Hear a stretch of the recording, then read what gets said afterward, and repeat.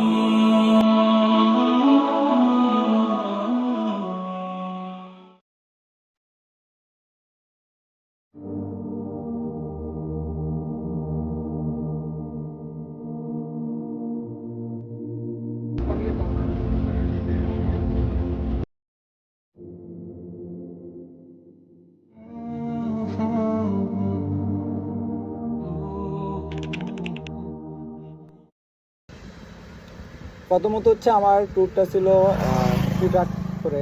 আগে থেকে কোনো আমার প্ল্যানিং ছিল না এরকম। আর আমি কোনো এজেন্সির মাধ্যমেও কিছু করি না, আমি সম্পূর্ণ নিজে একাই গেছি। যদিও আমাকে অনেকভাবে ভয় দেখাইছে, একা পারবা কি পারবা না, কিন্তু আলহামদুলিল্লাহ সব জায়গায় ভয় করলাম। তো প্রথমত হচ্ছে আমি রোজার মধ্যে টিকিট কাটি। তো 72,500 টাকা কুয়েতি এয়ারলাইন্স, এটা একটি কানেক্টিং ফ্লাইট ছিল। কুয়েতে 1 ঘন্টা ট্রানজিট, যাওয়ার সময় আসার সময় ছিল 4 ঘন্টা ট্রানজিট। অ্যাজ ইউজুয়ালি আমি 25 রমজান রাত্রে রওনা করি। তো 26 রোজা ছিল বাংলাদেশে, আর ওইখানে ছিল 27 রোজা। আমার রাতে 3টা ফ্লাইট ছিল। তো আমি কুয়েতি এয়ারলাইন্সে উঠার পরে আমি সেরি করি। আর ঢাকা থেকে আমি এরামের কাপড় বেঁধে যাই, তবে এখান থেকে নিয়োগ করি না। আমি নিয়োগ করছি হচ্ছে কুয়েতে যাওয়ার পর। তো কুয়েতে যখন 1 ঘন্টা ট্রানজিট প্ল্যান ছিল, সময় ছিল খুবই স্বল্পতা। তো যার জন্য আমি এখানে যাই, নামাজ পড়ার পর উমরা নিয়োগ করে ফেলি অ্যাজ ইউজুয়ালি। তখন উমরা নিয়োগ করার পর কিছু বিধিনিষেধ থাকে, ওইগুলো আপনারা জেনে নেবেন কী কী বিধিনিষেধ থাকে না থাকে।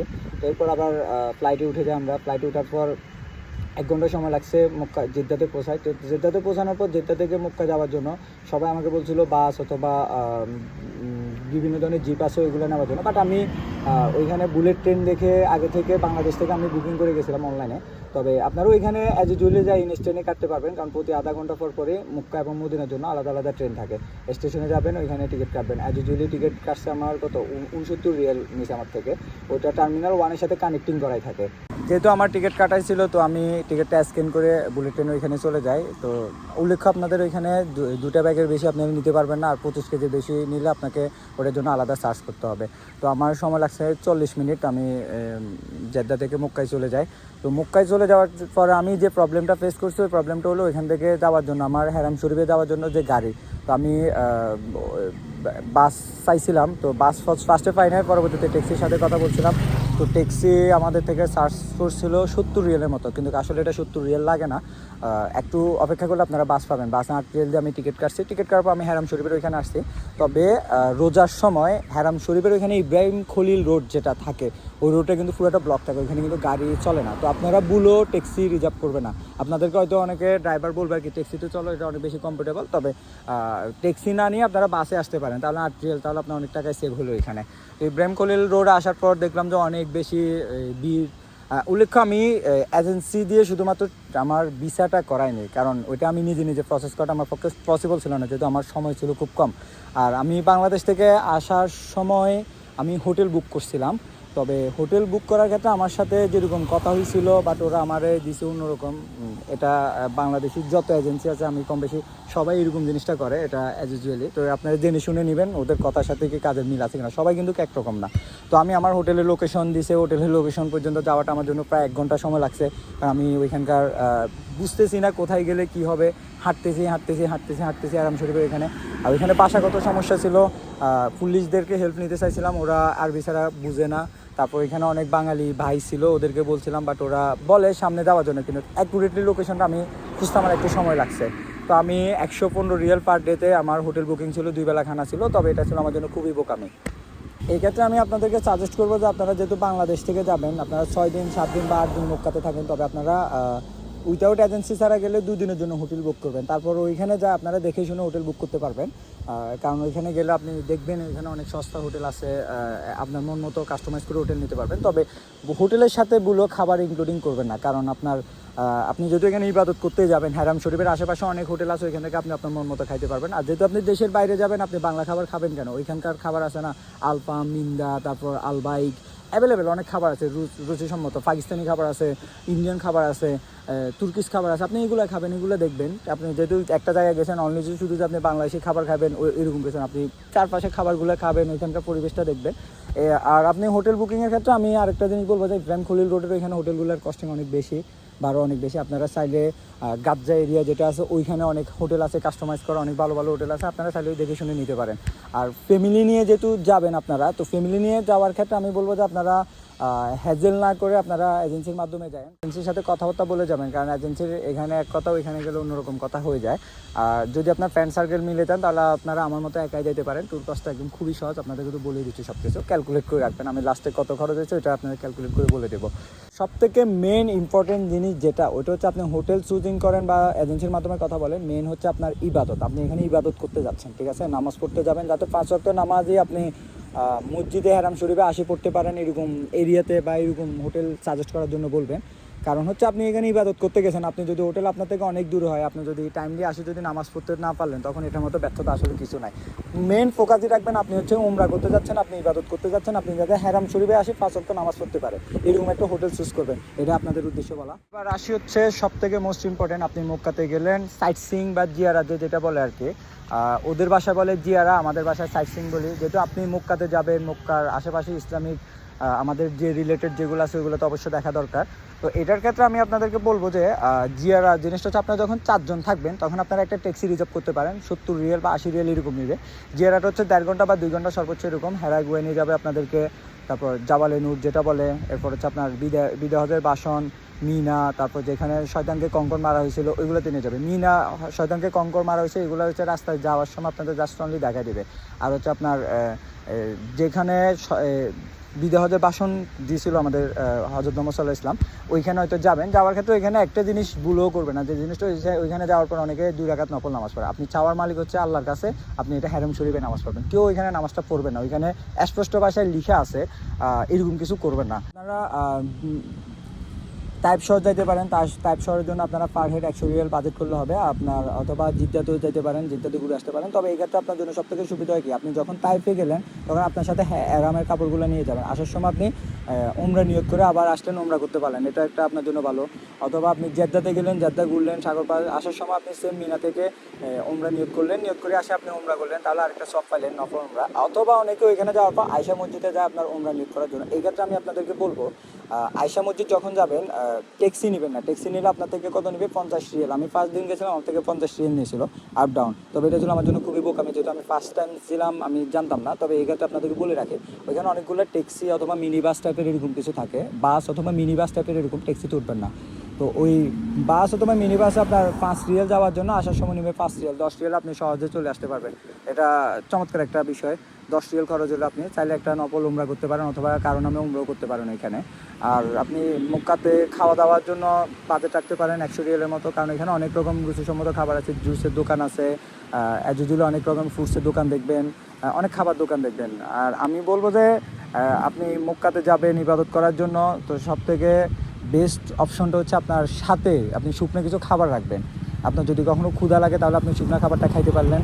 আর ওইখানে আরেকটা প্রবলেম মানুষ ফেস করে বেশি, ওটা হচ্ছে অজু নিয়ে, অনেকের অজু ধরে রাখতে পারে না। তো ওই জন্য আপনি একটা ছোটো একটা বোতল রাখবেন, ব্যাগ রাখবেন, ব্যাগের মধ্যে আপনি বোতলের মধ্যে পানি রাখতে পারবেন, যে কোনো একটা ডাস্টবিনের পাশে গিয়ে আপনি অজু করে নিতে পারবেন। এটা আপনার জন্য ভালো, কারণ হারাম শরীফ থেকে আপনি যখন বের হয়ে যাবেন অজু করে আবার ওইখানে যেতে কিন্তু অনেক সময় দরকার, অনেক সময় পুলিশের রাস্তা ব্লক করে দেয়, তখন আপনি আর ঢুকতে পারবেন না একবার বের হলে। আর সব সময় নামাজের ওয়াক্তটা টাইমটা মনে রাখবেন ওইখানে, অথবা ওইখানে অনেক বড় বড় স্ক্রিন আছে, স্ক্রিনের মধ্যে দেখা আপনি এটা ছবি তুলে রাখবেন। ওই টাইমের ঠিক 1 ঘন্টা আগে আপনি হারাম শরীফের ভিতরে ঢুকার চেষ্টা করবেন। আপনি যদি আজান দিছে তারপর যাওয়ার চেষ্টা করবেন, তাহলে আপনি হারাম শরীফের ভিতরে নামাজ পড়তে পারবেন না, হয়তো আপনাকে রাস্তায় পড়তে হবে, না হলে হারাম শরীফের বাইরে যে জায়গাটা আছে ওইখানে নামাজ পড়তে হবে। এই ছিল আমার উমরার খরচ। তো আমার এখানে খরচ কত হলো আমি ক্যালকুলেট করতেছি আপনাদের, এখানে যদি মুখস্থ নাই, তো এত খরচ হচ্ছে। তো আমার মক্কাতে কত খরচ হয়েছে আপনাদেরকে স্ক্রিনে দেখাচ্ছি। টিকিট ভিসাতে টোটাল এতই খরচ হলো। এবং মক্কা থেকে আমার মদিনা যাওয়ার পালা। আমি মক্কাতে ছিলাম 8 দিন। এখন মদিনাতে যাব। মদিনাতে যাওয়ার জন্য সবথেকে বেস্ট অপশন হচ্ছে ইব্রাহিম খলিল রোডের ওইখানে আপনি দেখবেন অনেকগুলো মাইক্রোবাস বাস মদিনা মদিনা বলে রাখতেছে। আপনি ওইখানে ওদের সাথে আগে কথা বলে নেবেন, তারপর আপনি হোটেল থেকে আপনার ব্যাগ লাগেজ সব কিছু নিয়ে আসবেন। অ্যাজ ইউজুয়ালি আমি মাইক্রোবাসে গেছিলাম, 13 জন ছিল এখানে, 12 জন অথবা 13 জন। 50 রিয়াল করে নিয়েছে, 40 রিয়াল 50 রিয়াল, যার থেকে যে পাবেন আর কি, ওরা এরকম কাস্টমাইজ করে নেয়। বাসে মনে হয় 40 রিয়াল করে নেয়, তবে বাসের সময় লাগে 6 ঘন্টার মতো। আর মাইক্রোবাসে গেলে 3.5 থেকে 4 ঘন্টার ভিতরে আপনি চলে যেতে পারবেন। তবে আপনাদের ক্ষেত্রে এই ক্ষেত্রে আমি একটা বেস্ট অপশন বলবো যে আপনারা এশারের নামাজ পড়ে মদিনার উদ্দেশ্যে রওনা দিবেন। না হলে আপনি জোহর বা আসরের নামাজের পর রওনা দিলে আপনি যে কোনো একটা ওয়াক্ত আপনি মিস করতে পারেন বলতে রাস্তায় করতে পারবেন, কিন্তু তারপরেও নামাজের ব্যাপারটা তো অনেক বেশি সেন্সিটিভ। আপনি টাইমলি যাতে মক্কা অথবা মদিনাতে নামাজ পড়েন, যেহেতু আপনি উমরার উদ্দেশ্যে গেছেন, সওয়াবের জন্যই গেছেন। তো আমি যখন মদিনায় পৌঁছালাম তখন ছিল রাত 10টা 12টা বা 1টা হবে এরকম। তো ওইখান থেকে বাংলাদেশি হোটেলগুলায় যে জুয়েলি হচ্ছে আপনার বিলাল মসজিদের ওইখানে। তো আপনাকে যেখানে নামাই দিব ওইখান থেকে বিলাল মসজিদ চাইতে 20 রিয়াল খরচ হবে আপনার। একটা ট্যাক্সি নেবেন রিজার্ভ, ওইখানে যাওয়ার পর আপনি দেখে শুনে নেবেন। তবে আপনার উল্লেখ্য এখানে আপনি হোটেল নেবেন, একটা রুম আপনাকে পুরোটা দিতে হবে। এখানে কিন্তু সিট দিবে, একটা রুমে 4টা সিট থাকতে পারে অথবা 6টা সিট থাকতে পারে। মক্কা এবং মদিনাতে সেম সিস্টেম। তো আপনি একটা সিট নেবেন 50 রিয়াল 40 রিয়াল, কাস্টমাইজ করে নেবেন। হোটেলের মান যত বেশি ভালো ওইটার ভাড়াটা একটু বেশি হবে। আর মক্কাতে বেশি, মদিনাতে আপনার হোটেলগুলো সবগুলা হেরাম শরীফের আশেপাশে থাকে, বেশি দূরে থাকে না। ক্ষেত্রে আপনি দেখে শুনে নিতে পারবেন। তবে এখানে প্রাইভেসির ক্ষেত্রটা অনেক বেশি সেন্সিটিভ। আপনি আপনার টাকা পয়সাগুলো আপনার সাথে রাখবেন, প্রয়োজনীয় ডকুমেন্টগুলো আপনার সাথে একটা ব্যাগ রাখবেন, ব্যাগের মধ্যে রাখবেন। আর ব্যাগ অ্যাজ ইউজুয়ালি রাখতে পারেন, চুরি হওয়ার কোনো পসিবিলিটি নাই। এখানে প্রাইভেসি খুবই খুবই ভালো। আমি ছিলাম আমার এক পরিচিত বড় ভাইয়ের বাসায়। তো আমার ওই মদিনাতে যে খরচটা ওইটা অলমোস্ট বেঁচে গেছে, অল্প কিছু খরচ হয়েছে। তারপর আপনাদেরকে সাধারণত একটা আইডিয়া দিয়ে রাখি, আপনি 50 রিয়াল দিয়ে যদি আপনার হোটেল নেন, খাওয়া নাস্তা সব কিছু মিলে পার ডেতে 80 থেকে 90 রিয়াল, আমি বললাম যে 90 রিয়াল আপনার খরচ হইলো। আমি মদিনাতে ছিলাম টোটাল 8 দিন। তো মদিনাতে যাওয়ার পরে তবে এখানে আপনি মদিনায় যাওয়ার আগে মক্কা থেকে আপনি জান্নাতুল রিয়াজুল জান্নার যে পারমিটটা আছে পারমিটটা করে যাবেন। অ্যাজ ইউজুয়ালি 3 দিন সময় নেয় এখানে। আর রিয়াজুল জান্নার পারমিটের ক্ষেত্রে আপনি টাইমিংটা মোস্ট ইম্পর্টেন্ট। আপনার ওইখানে টাইমিংটা ওরা 24 ঘন্টা ইয়াতে রুলিংয়ের টাইমটা দেখায়। 1টা 2টো হলে আপনি এটা রাতে হিসাব করতে হবে। 13-14 হলে তখন আপনি 12টার পর আপনি ক্যালকুলেট করে ওই সময়ের আধা ঘন্টা আগে যাবেন। অনেকে এই জিনিসটা ভুল করে। আর হচ্ছে আপনি রাসূল সাল্লাল্লাহু আলাইহি ওয়াসাল্লামের রোজা মোবারকে যাবেন। তবে এই ক্ষেত্রে মানুষ আরেকটা জিনিস ভুল করে, ওটা হচ্ছে রাসূল সাল্লাল্লাহু আলাইহি ওয়াসাল্লামের রোজা মোবারকে যাওয়ার সময় রিয়াজুল জান্নাতটা পাশে থাকে, একটা জাস্ট একটা প্লাস্টিকের একটা ইয়া দিয়ে ওরা আবৃত। পুলিশ না থাকলে অনেকে কী করে, চুরি করে এখানে ঢুকে যায় অথবা ঢুকার চেষ্টা করে। এই জিনিসটা কখনো করবে না। আপনি ওদের আইন অমান্য করে আপনি যদি জান্নাতে নামাজ পড়েন তাহলে আপনার এটা তো কিছু হবে না। অ্যাজ ইউজুয়ালি আল্লাহ তো দেখতেছে, ঠিক আছে না? আপনার এখানে একটা প্রসেস আছে, একটা নিয়ম আছে, আইন আছে, আপনি আইন মেনে চলবেন, আইনকে শ্রদ্ধা করবেন।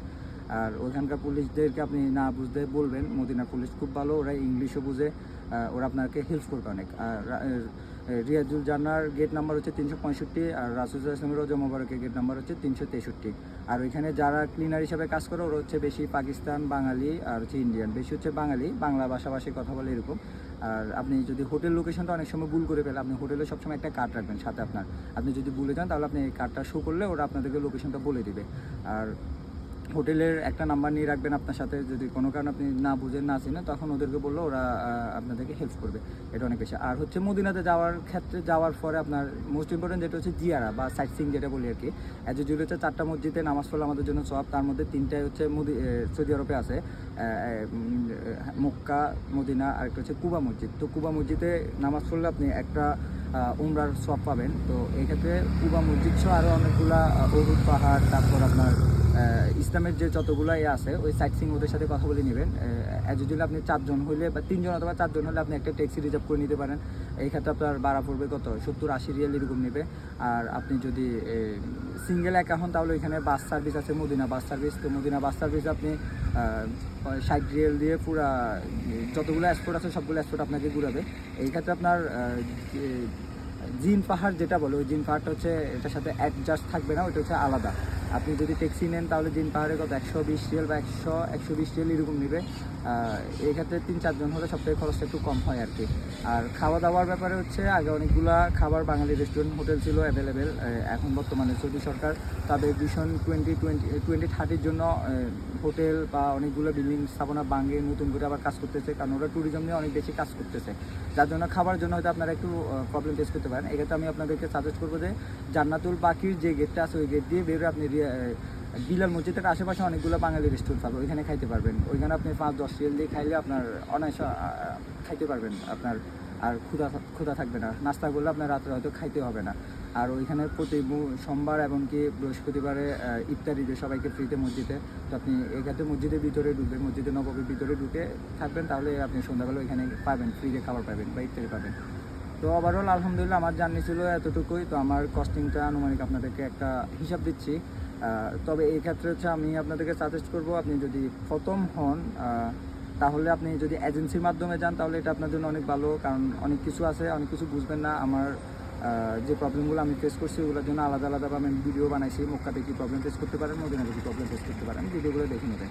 আর আমার এই ট্যুরের ক্ষেত্রে বা আমার এই উমরার ক্ষেত্রে সবথেকে দুইটা মানুষ অনেক বেশি হেল্প করছে। একটা ছিল আমার দুলাভাই টকি, আর হচ্ছে আরেকজন বড় ভাই অমর ফারুক ভাই। তো দুজনকে থ্যাঙ্কস, মিনিমাম থ্যাঙ্কস। আর আমার এই উমরার পিছনে সবথেকে বড় ইন্সপায়ারিং ছিল আমার আম্মু। তো আমাকে অনেক বেশি ইন্সপায়ার করছে কীভাবে কী করবো না করবো এগুলো নিয়ে, কারণ আমি যাওয়ার কথা ছিল আমার ইন্ডিয়াতে, আবার ঘুরবো ইন্ডিয়াতে। জানুয়ারিতে আমি পাসপোর্ট জমা দিয়েছিলাম, বাট আমি ভিসা প্রসেস পাইতে অনেক লেট হচ্ছিলো, দেখে অনেক বেশি ডিপ্রেশন ছিলাম। তখন আমাকে আমার আম্মুই ইন্সপায়ার করলো যে মানুষ যায় হচ্ছে মক্কাতে মদিনাতে উমরা করার জন্য, তুই উমরা করে আয় একবার, তারপর দেখবি তোর মধ্যে অনুভূতিটা কীরকম হয়। আলহামদুলিল্লাহ হঠাৎ করে ডিসিশন নিয়ে নিয়েছি, শুক্রিয়া আলহামদুলিল্লাহ। তবে আমি যে সময়টা চুজ করছি ওই সময়টা ছিল অনেক বেশি রাশ।